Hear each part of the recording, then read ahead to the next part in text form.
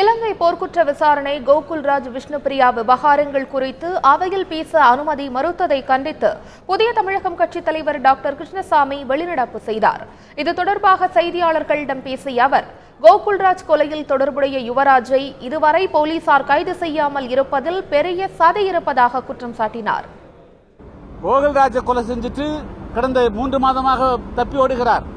ஆனால் விஷ்ணுபிரியா அவருடைய கொலைக்கு அதாவது மரணத்திற்கு இவர்கள்தான் காரணம் என்று அவர் தன்னை நல்லவரை போலவும் அவர் பரிதாபப்பட்டு பேசுவதை போலவும் காட்டிக்கொள்ளக்கூடிய சம்பவங்கள் எல்லாம் இன்று ஆடியோ கேஸ்ல வருது.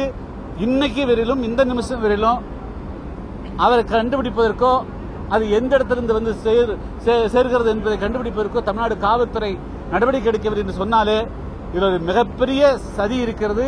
இதில் யாராலும் பெரிய அரசியல் தலையீடு இருப்பதாகவே நாம் கருதுகிறோம். எனவே இந்த வழக்கை சிபிஐ ஒப்படைக்க வேண்டும் என்பது அதற்கு அனுமதி மறுத்தார்கள். எனவே வெளிநடப்பு செய்தோம்.